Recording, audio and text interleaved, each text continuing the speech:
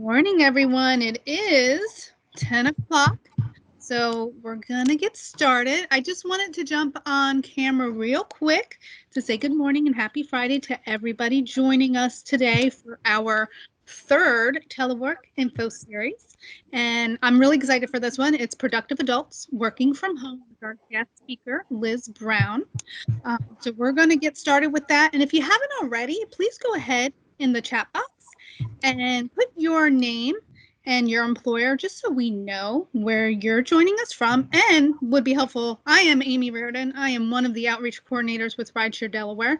And thank you again for joining us. I'm going to go ahead and turn off my camera. I just wanted you to put a face to the name, and we're all working. Well, shouldn't say all. I believe most of us are working from home. So I think it's important to still have some interaction with other people. And also, if you have questions or comments, go ahead in the chat and put those down as well. I know Liz will, go over any questions towards the end of the presentation. And if you have anything for myself, please feel free to share, participate, utilize this time to network. If you see somebody in the chat, go ahead and say hi, give them a little shout out, and we'll get started. So I'm going to turn off the camera. So have a wonderful Friday, but I will, towards the end, we'll go over everybody's comments and questions.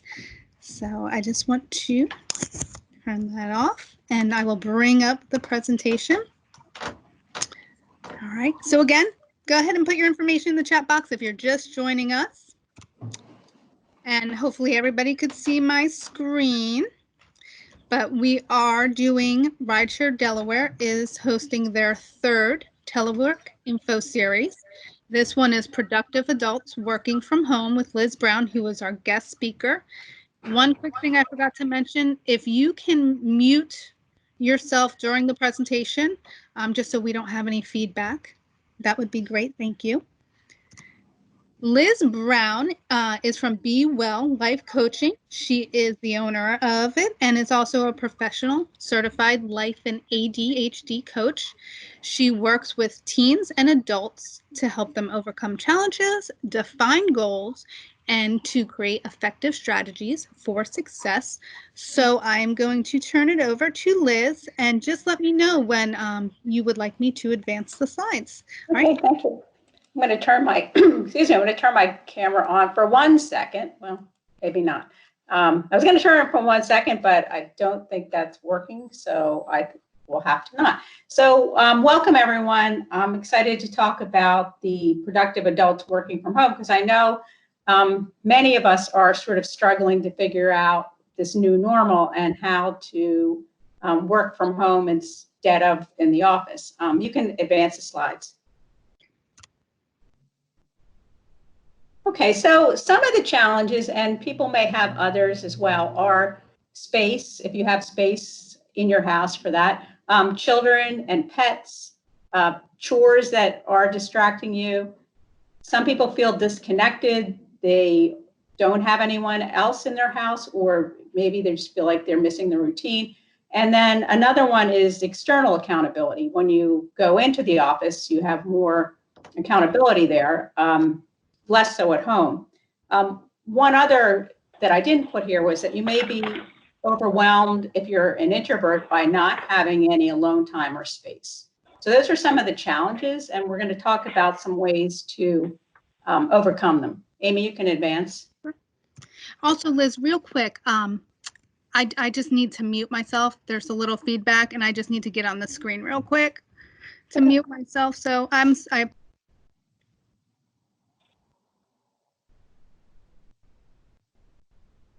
Okay, so how to plan to succeed. First thing is to have some structure. It's very easy with this, time where we're not structured to kind of fall apart either by yourself or with the family. So as much as you can, keep regular hours for you and your family. Have wake-up times and meals planned ahead. Also plan what you're going to do each day, or maybe you do it for the week. So have plan A, what the ideal plan is, but then also have a contingency plan. If you can't do the first plan, you have something else that you've already come up with that will save distraction. Another thing is to create a routine. So we call it bookending the day, which means that you start with a structure and then you end with the structure. So that could be, I start by reviewing my plan and updating it, and then I end the day by doing the same. It could also be something, as simple as I start the day with a 5-minute breathing exercise and I end the day with a 5-minute breathing exercise. So it doesn't necessarily have to be work related. It could just be a transition to move you from, just so that you know that you're going into your work time. Another thing that might be helpful is team software, things like Trello or Basecamp, and there's others where you can communicate with your team virtually and you stay on top of what projects are due. Huh? The last is to dress. Oh, somebody's unmuted. Bye. If everyone could just make sure that they're muted, that'd be great. Thank you. Dress for a casual work day and be prepared for video conferencing. There's a funny article about the sales of nice shirts have been going up online, that people are buying nice things from the waist up because we're on camera so much. But there is research to show that if you sit in your pajamas all day, you're going to feel less productive. So, dress as you would to go to work, not in a suit and tie, but something casual where you feel, okay, this is work time. Amy, you can advance now. Thank you. The next is to create the boundaries and ground rules, maybe have family meetings. Now, if you have a family at home now, this is a difficult time because children have to learn from home and parents have to work from home.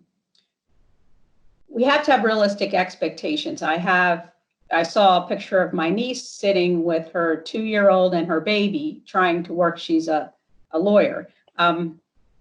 Obviously, she's not going to get as much done.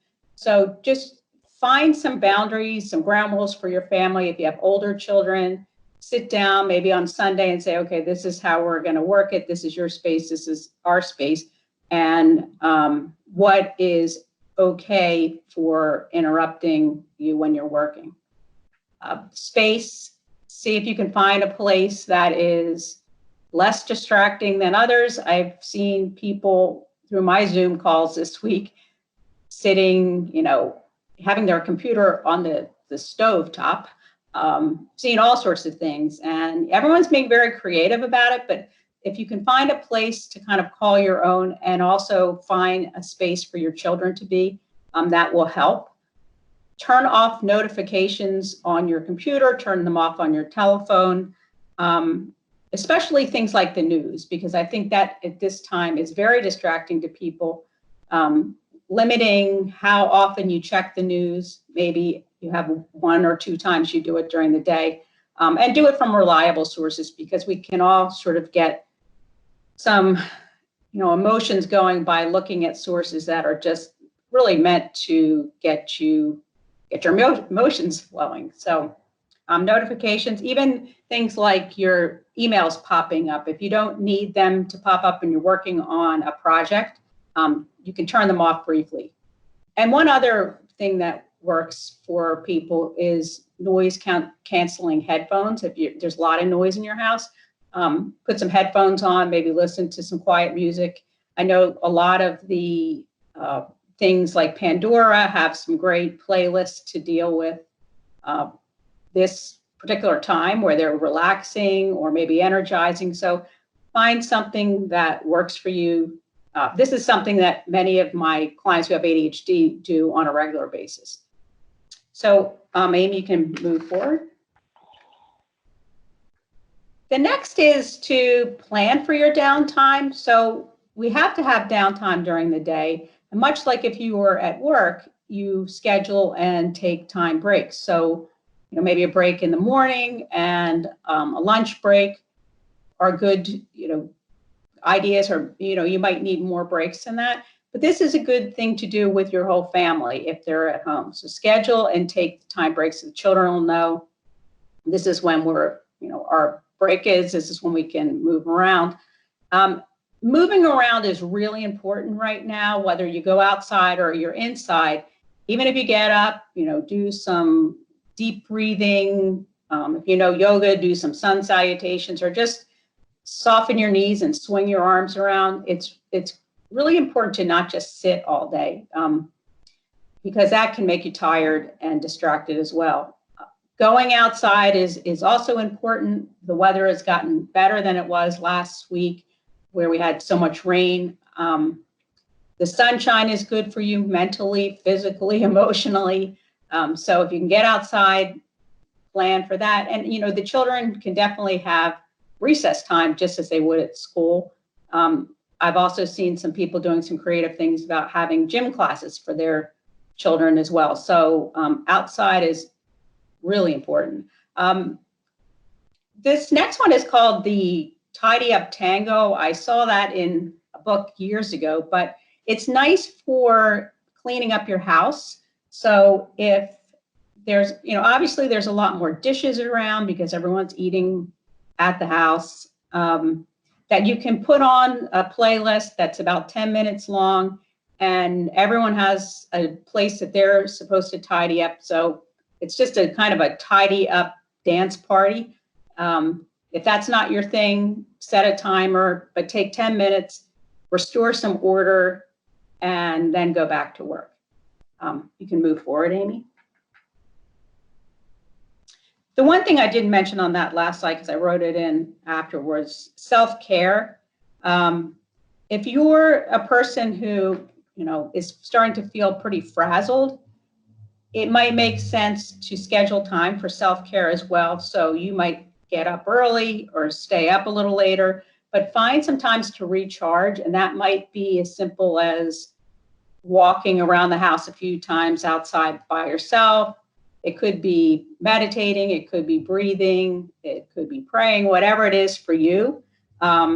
Make sure that you keep your self-care going, and that is the idea of the oxygen mask. You have to have self-care. You have to put your mask on first, and then you can stay calm for everyone else. So staying connected virtually, celebrating wins and encouraging others. People are feeling a little bit, it's almost like Groundhog Day. It's the same thing day after day. So when we can notice something that a colleague or a family member did and call it out, it will really help people. And encouraging others who are not feeling positive. I think the more positive we can be and know that this too shall pass, it will really help with the feeling of despair. Also, remember that virtual communication can be tricky. People sometimes will send an email or a text and it causes confusion. And think about it before you send it. If it's something that is emotional in some way, maybe give the person a call instead, or run it by someone else to look at before you send it. And then a lot of people are saying they feel really disconnected to their coworkers because they're their friends. So you could schedule a virtual coffee break, hop on a platform like Microsoft Teams or Zoom or Skype or whatever it is for you, and just say, okay, this is our 15 minutes. How's everybody doing? And, it can even be something where you focus it on, let's talk about what movies we're going to watch this weekend, or, what park we're going to go walk with our family. Just something to break up the day and stay connected.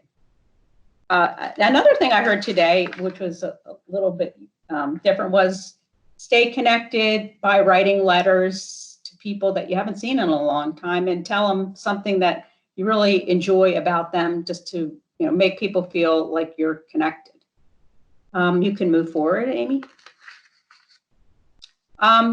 Technology can help us. You can set timers to time how long you need to work on a certain project. Obviously, video conferencing. We've talked about that. Pomodoro is an app that is an interesting method for keeping people focused on a project. Again, this is helpful with people with ADHD, but I think it's useful for many people. It breaks the task down, so it will have you work for 25 minutes and then take a 5-minute break, and then it goes back to 25 minutes and then 5-minute break. Eventually you get a longer break, so that can be something that's fun to do. As I mentioned, block distractions, maybe turn your cell phone off if you don't need it. Any other things that are going to distract you from staying on task.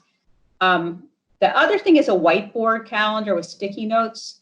That can be helpful if you have projects to do, and if you get disrupted at one time, you can kind of take the sticky note that had that project on it and find another time that will work for it. It's just more of a not a virtual way, but a visual way to move your projects around. And then our last slide, you can move to. So set realistic expectations for working from home. This is my puppy who doesn't understand why I'm working from home, and she will get under my desk and chew my printer. And then I'm trying to kick her out of the way when I'm on virtual calls, which is really distracting. So I had to realize that I have to have realistic expectations, and I have toys for her there, but then I also have to go in other places to do work. And, you know, that's just one thing, but we want to make sure that we're not setting our expectations from working at home either too high, thinking we're going to get more things done, or too low and sort of just giving up. So a good way to do that is to kind of plan it ahead, talk to your family about it, and then get feedback. Is this realistic for us to do, or are we overdoing it here? So with that, I'll open it up to questions, and I think, Amy, you have a few more slides too.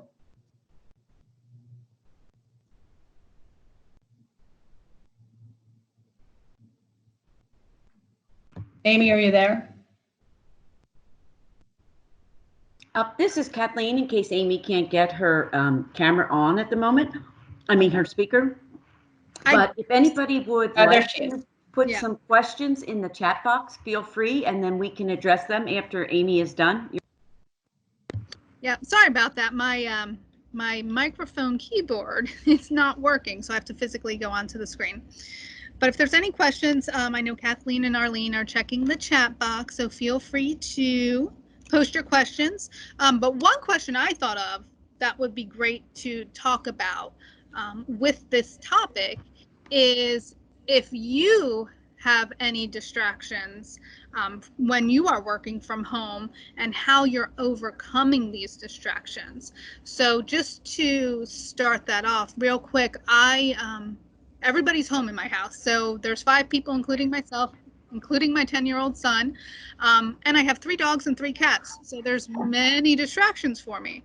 So when I need to really either, whether it's a conference call, a webinar such as this, when I need to really make sure I'm closing everybody out, I will remove myself from, let's say, the kitchen area where I sometimes work, and I will go either in my room or our finished basement, close the door. I put a little note on there, do not enter, because everybody all of a sudden wants to enter wherever I go. But that will keep the distractions down, especially when I'm doing a webinar or a conference call. So if anybody else wants to share their distractions and how they're overcoming them, please feel free.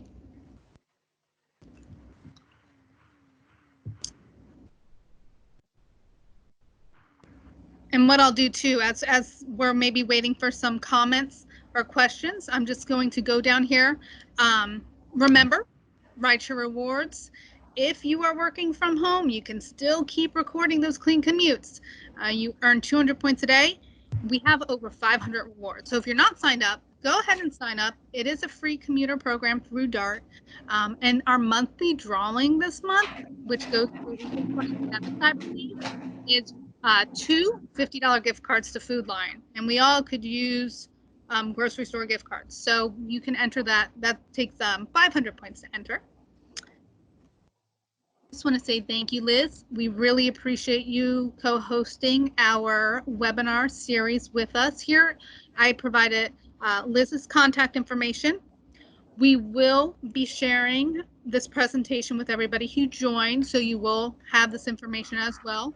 So please feel free, if you want to speak with Liz, please feel free to reach out to her with either through her phone or her email. And last but not least, we want to hear from you. So we have a couple pictures here showing some of our current work from home situations. We do want you to share your pictures too. So feel free to go on Facebook, Instagram, show us your work from home photos, use the hashtag DETeleworks. Let's see how everybody is doing working from home, who you might have with you. We have some of our furry family members.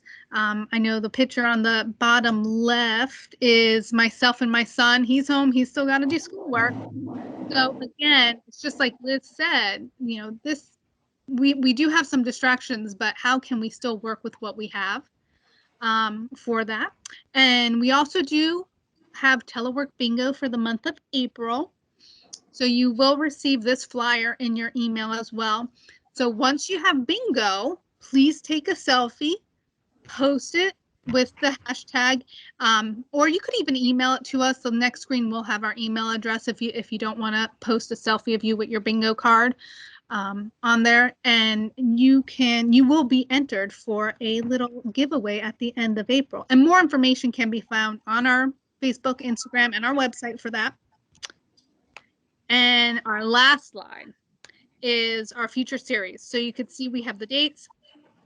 We have our topics that will be there, and there's our email address as well if you want to email us your bingo with the Telework Bingo to be entered for the raffle. And then for our next webinar on April 9th, social networking while teleworking, we would like really to open it up and have participation. We want you to utilize this time to socialize, to see some coworkers, or maybe if there's somebody you were trying to contact. So please feel free to comment, to use this as a networking opportunity. We will go over some information to still say to remain social during this time period. And we will share any photos that were tagged as well for that too. So you might see one of your photos on the next webinar. But I'd like to turn it over. Any questions, any comments? Amy, I'm going to go ahead. This is Kathleen. I'm going to go ahead and read just some of the comments that we had from our attendees today. And let me just. And Debbie just said that some of her distractions are that her dog wants to go out 20 times a day.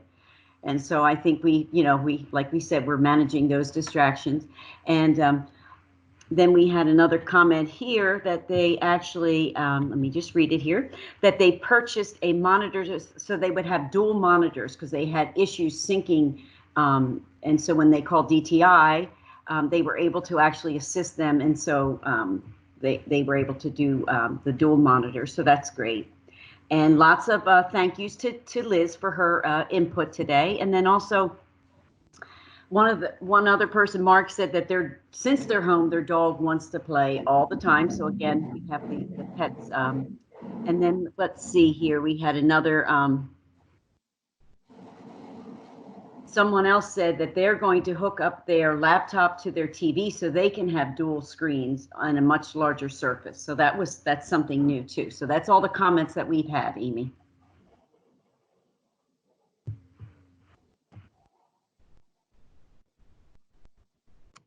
All right, thank you, Kathleen.